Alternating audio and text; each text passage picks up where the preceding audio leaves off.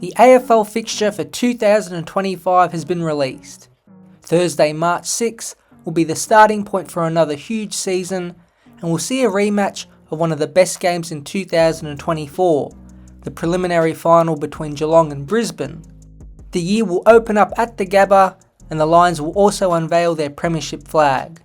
The AFL in 2025 are clearly going down the primetime fixture route, with plenty of bumper matchups and new initiatives throughout the season.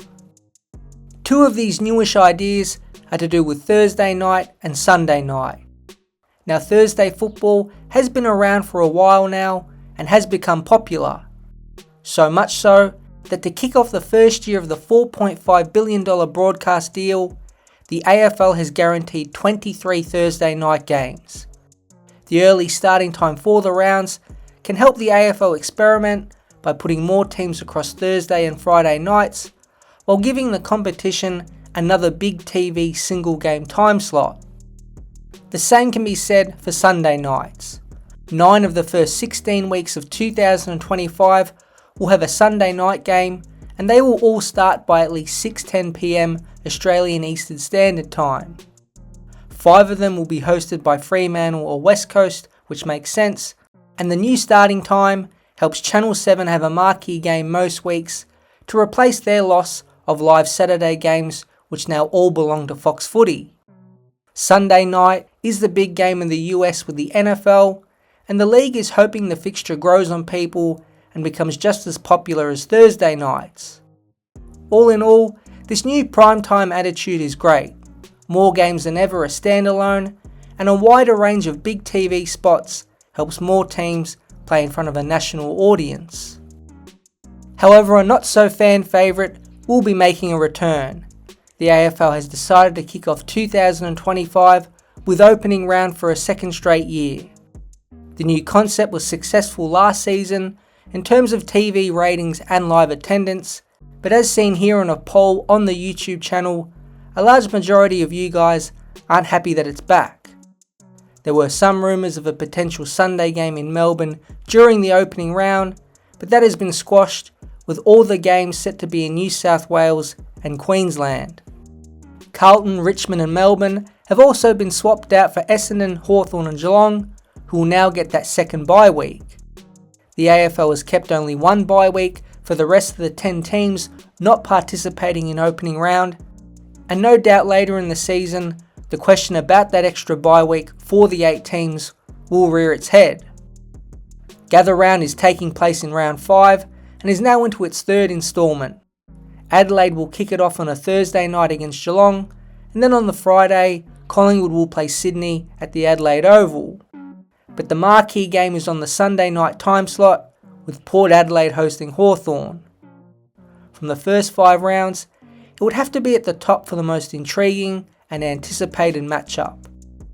We all know what happened in that cutthroat semi-final between Ken Hinkley, Jack Ginnivan and Hawthorn as a whole, but even in the 2024 home and away season, the pair played a thriller, with Darcy Byrne-Jones' soccer kick winning Port the game with time running out, being down 2 goals with just 40 seconds to go. It's the perfect game to finish off what should be another great gather round. So from the fixture, what clubs are the big winners and losers? There are always 2 angles to look at this from. The first is those primetime games like Thursday and Friday night. Well, it's no surprise, the Hawks have flown into the marquee time slots.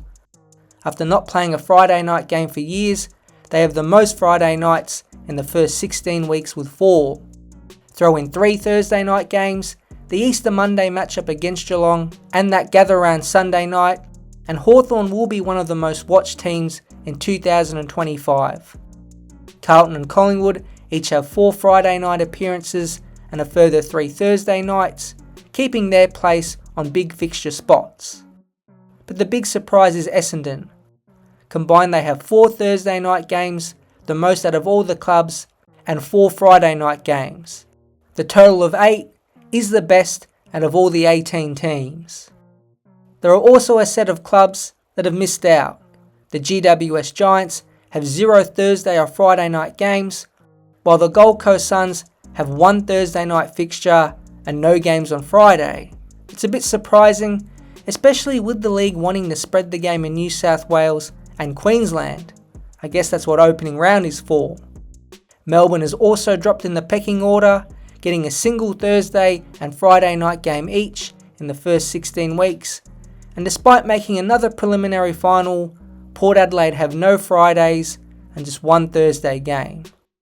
Then there is Sydney, just the 3 Friday night games for them, despite making a grand final and at their best being one of the most watchable sides in the competition. But as football fans, all we really care about is who our team is playing. Now the weighted fixture we use is made from bracketing teams into a top 6, middle 6 and bottom 6 to decide who plays who and how many times. Now not to get too deep, but this is far from a flawless method.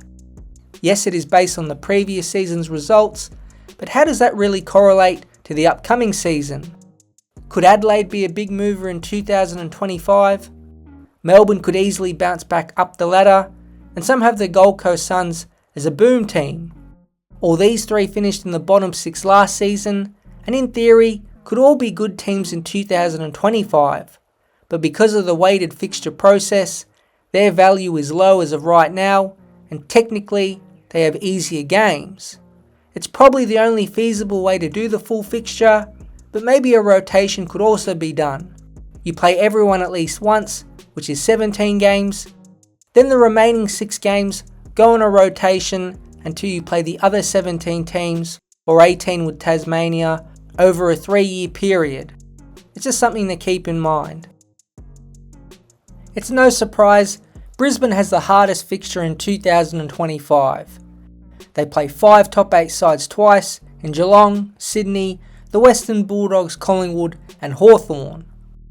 Despite missing finals, Fremantle have the 4th hardest run of games, with a difficult first month to their season and a tough 3-game finish with Sydney, Brisbane at Optus Oval and the Western Bulldogs away. St Kilda have also been given a rough draw for a team that finished outside the top 8, meeting GWS, the Bulldogs and Geelong twice, as well as Fremantle and Melbourne, who could be 2 of the better bottom 10 sides going into next year. A few teams did get a touch lucky in their fixtures. Despite the Bulldogs finishing 6th, they only have the 10th hardest schedule. Carlton were also highlighted for their slightly weakened set of games, getting to play North Melbourne and West Coast twice, resulting in the 12th hardest draw. But besides these teams, it is a pretty even spread in terms of difficulty. The best teams verse each other more, and the bottom of the ladder teams face off more often as well. Another poll on the channel confirmed most of you were happy with your club's overall fixture, which does point to it being even and fair. The AFL in 2025 is upping the ante again in the home and away season. We have never had as much prime time night football as we will be getting, and a lot more variety of teams will be on the standalone games.